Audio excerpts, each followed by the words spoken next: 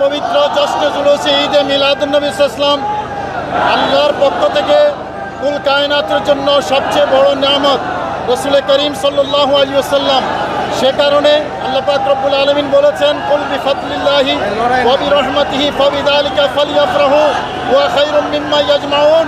আল্লাহর নিয়ামত এবং রহমত প্রাপ্তিতে খুশি উদযাপন করার নির্দেশ আল্লাহ দিয়েছেন। আমাদের প্যারা নবী হলেন সবচেয়ে বড় নিয়ামত, সবচেয়ে বড় রহমত। ওয়ামা আরসালনাকা ইল্লা রাহমাতাল লিল আলামিন।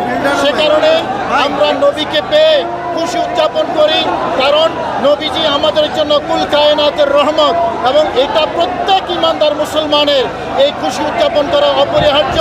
আল্লাহ পাক রব্বুল আলামিন আমাদের সবাইকে সেই তৌফিক নসিব করুন। দেখুন, কোরআনে কারিমে নবীর আগমনকে সুসংবাদ বলা হয়েছে, এবং নবীজি যে পৃথিবীতে এসেছেন এটা আমাদের জন্য বড় অনুগ্রহ বলা হয়েছে। সে কারণে আমরা আল্লাহর দরবারে খুশি উদযাপন করি এই নামতের শুকরিয়া আদায় করার জন্য। আসসালামু আলাইকুম।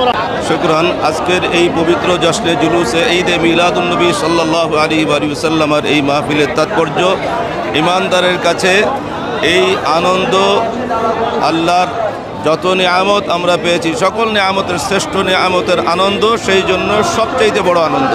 এটা বাংলা ভাষায়, বাংলা জবান, আরবিতে এই জন্য বলা হয়, এটা মিলাদুন্নবী সাল্লাল্লাহু আলাইহি ওয়াসাল্লামের এই শব্দ, এই বাক্যের আগে ঈদ শব্দ ব্যবহার করা হয়েছে। ঈদে মিলাদুন্নবী সাল্লাল্লাহু আলাইহি ওয়াসাল্লাম, সকল ঈদের সেরা ঈদ ঈদে মিলাদুন্নবী সাল্লাল্লাহু আলাইহি ওয়াসাল্লাম। সহজ সমীকরণ হলো, আমরা ঈদুল ফিতর, ঈদুল আজহা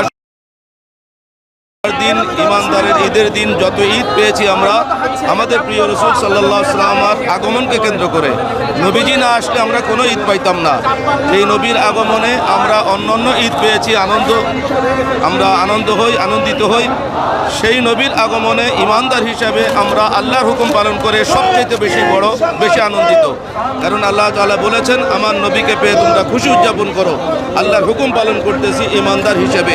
প্রতি বছরের ন্যায় এই বছরও ঢাকায় 9 রবিউল আউয়াল নবীজির বংশধর 41তম বংশধরের নেতৃত্বে, সাথে আরও 2 জন বংশধর আছেন, নবীর 42তম বংশধর, নবীজির 41তম বংশধর পীরে বাঙ্গাল আল্লামা সাহেব শাহ হুজুর কিবলার নেতৃত্বে এই জুলুস বের হয়েছে। আমরা সর্বস্তরের মুমিন মুসলমানকে আহ্বান জানাই, নবীর আগমনে খুশি হন, এটা ইমানদারের আলামত। আসসালামু আলাইকুম।